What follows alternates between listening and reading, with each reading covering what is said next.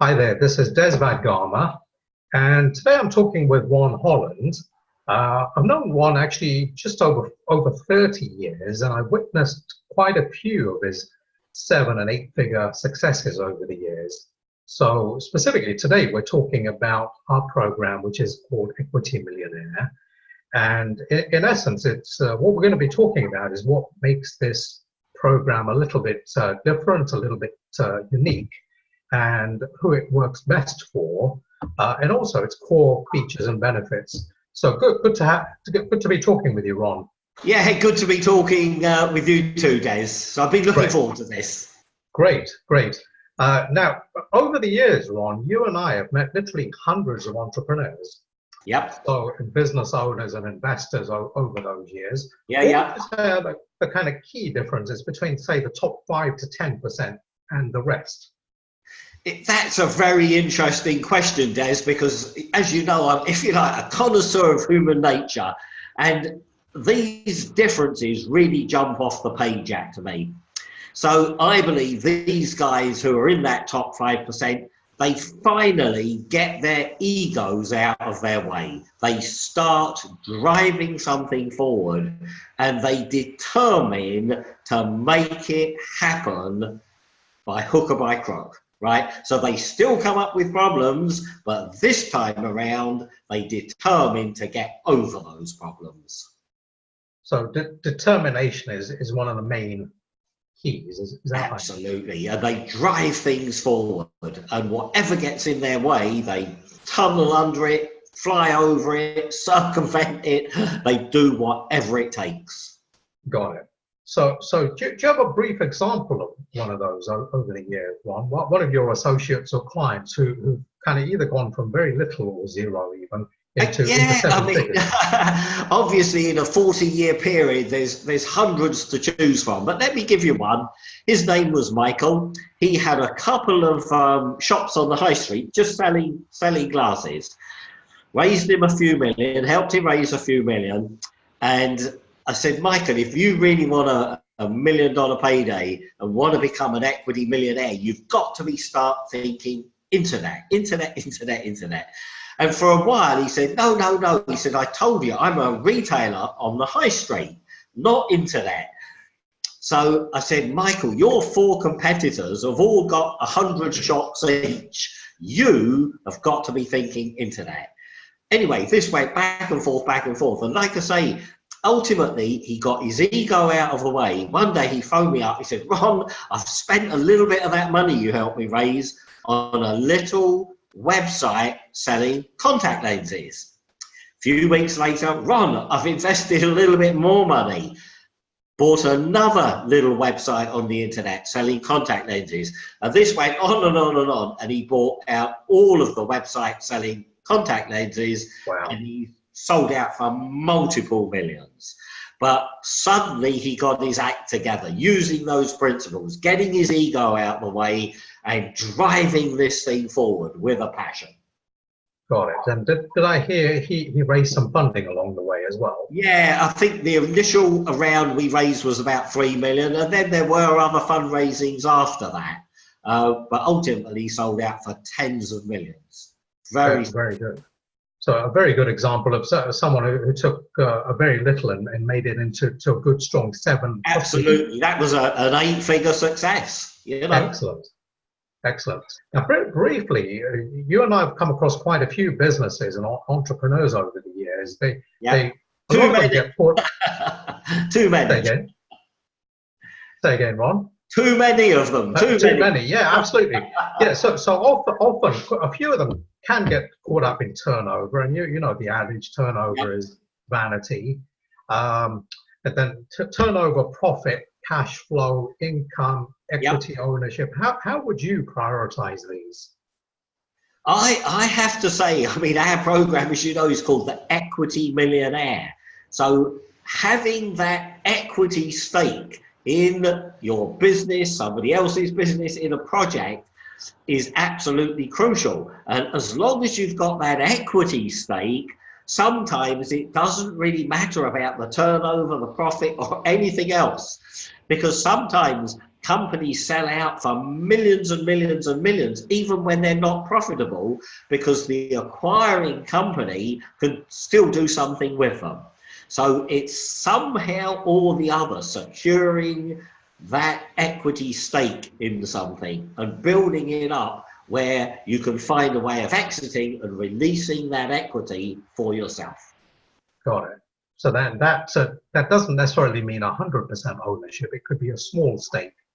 Absolutely. 5-10% or whatever. Very much so, very much so. And even when you start a business of your own and own 100%, very quickly you'll get diluted with other partners coming on board, funding coming on board, and your equity will go down and down and down, but the value of that proportion of equity will go up and up and up.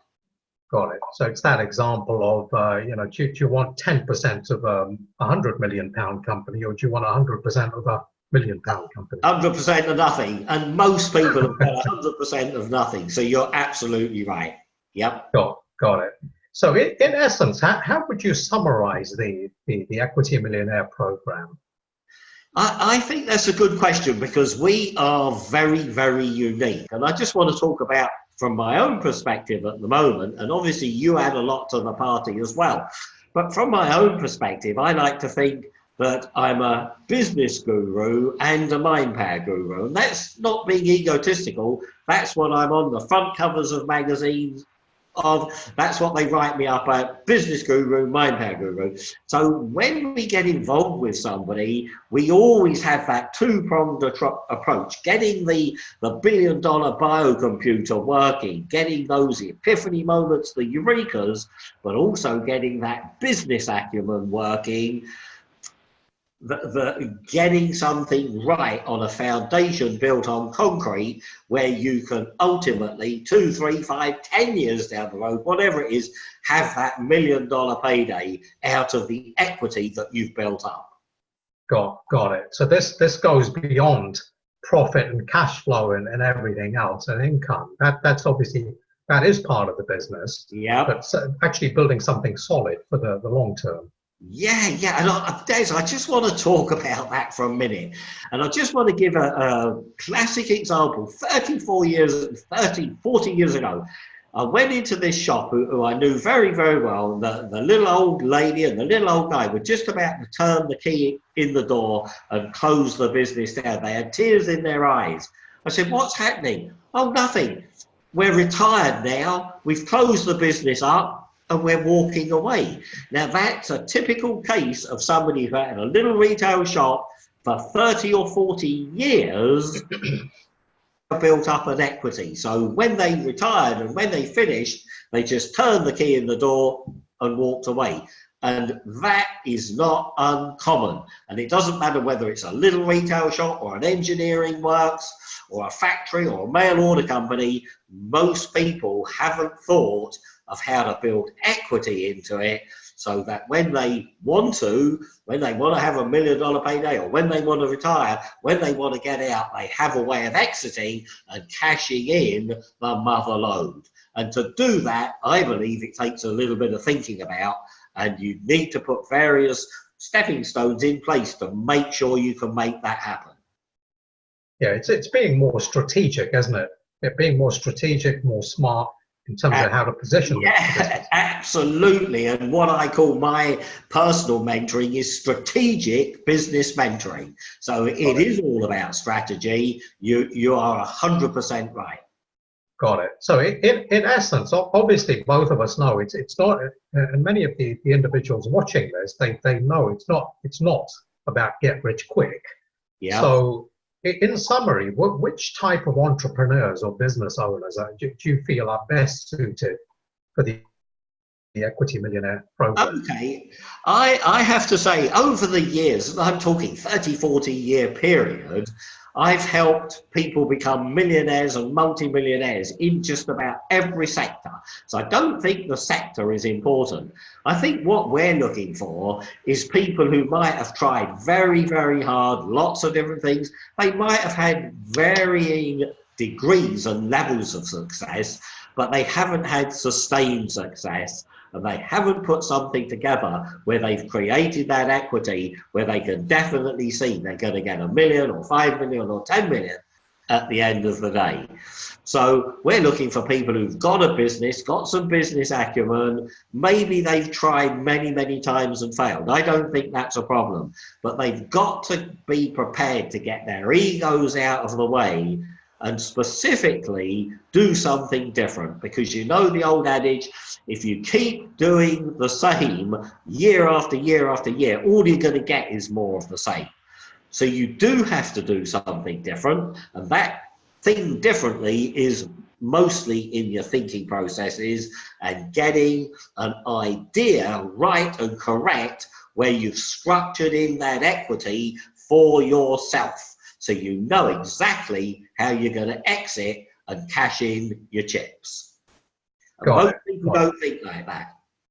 Yeah, absolutely. So in some ways, even if someone, if an individual was an entrepreneur, was at a startup level, that could work as well, especially if they build the foundation in the right way and the structure in the right way. So even if they're at zero, do you see the relevance? Yeah, of course I do. Of course I do. What I would say, to be that equity millionaire, you do need to have some cash flow, some wherewithal to grease up the wheels. And lack of capital and lack of cash flow is one of the biggest things that causes big business failure. So we're really looking forward to working with people who've got something, not just an idea and a business plan, that kind of thing. Makes sense. And do you have another brief example, Ron, of a possible 7-figure or 8-figure success? Absolutely, yeah. Now, funnily enough, this is an 8-figure success. This is a guy by the name of Andy, and he fits into the camp who didn't have anything, and he came to me, he said, "Oh, Ron, I want you to raise me 3 million for this property business." And he had the most brilliant business plan selling properties in Florida, and it looked fantastic. And I said, "Andy, I think I can help you here. How many properties have you sold so far?" "Oh, I haven't sold a single property." Not one. I said, "Well, I can't help you raise 3 million on the back of just this business plan and your idea. But what I can do, I can help you with a marketing methodology that will help you sell those properties in Florida." Now, it just so happens that it's one of those things that everything we showed him to do, the money for those Florida properties just flooded in. We created a little advert. I think it was something like Dream Villas, Florida, no deposit, or whatever it was, small deposit. And the money flooded in, and he sold hundreds and hundreds of them. And like I say, 8-figure sum, eight figure, you know, just Brilliant. huge amount of money. And that just, very successful. Yeah, that's basically from an idea and a brief marketing. Yeah. And advertising. And it just so happened that all the marketing we showed him to do just clicked in, and it just exploded exponentially. Brilliant. And you often mention, Ron, that mindset is a key element with successful entrepreneurs.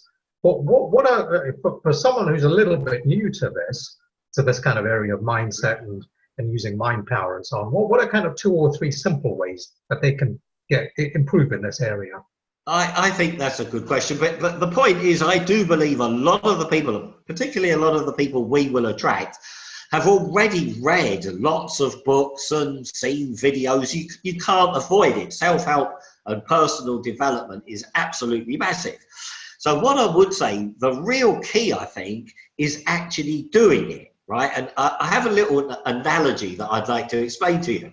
If you read a book about baking a cake, it could be put the flour in, 3 eggs, a little bit of vanilla, a little bit of this spice, a little bit of that, and it's a lovely, lovely recipe, and you read it, but at the end of the day, you still have not baked the cake. What you've done is read a recipe about making a cake. So reading a self-help book is just the instructions, right? And those instructions are normally to do with your mind. So to answer your question, you really do need to meditate. You really do need to visualize. You really do need to write your goals down on a bit of paper. You really do need to read them out aloud every night and every morning. So to answer your question, what do people need to do? They need to do it, not just read about it. Got it. Actually implement and put it into action. Absolutely. And get Absolutely. actively involved. Same as if you want to bake a beautiful cake. It's no good just reading the recipe. You've actually got to break the eggs into the flour, mix it up, put the vanilla spice in, put it in the oven, get the heat just right, and you've got to cook it. So with self-help, you've actually got to do the meditation, close your eyes and visualize, write out a list of goals, and actually do it. And most people don't. They do not implement. I promise you that, and we're talking of 99% of people. They read the books, they go out and buy another one. Right, and then it's similar with seminars, right? Workshops. Absolutely. Quite a few just attend one off. They do the seminar, they love it, and then they go and do another one and another for the next 30 years. But it's good to learn, but obviously it's more important to implement, actually take action with. Absolutely. Yeah, action is crucial. Got it. Now there's a kind of a final point. What would you say are kind of 2-3 unique points of, I call it differentiation with what we're doing with Equity Millionaire. I know you and I have seen a lot of different programs and offerings out there. Yep. What would you say are kind of just kind of the top 2 or 3 kind of points? I believe one of our key factors is that it is a bespoke program for everybody who comes on board with us. So we mix and match and work with that individual. So although there are formulas for success to do with mind power, business acumen, the main thing is they've got 50% of that formula in them already. So you and me, act as the catalyst. They spark off of us, and then they go onward and upward. And it's keeping them on that onward and upward trajectory that you and I are particularly good at.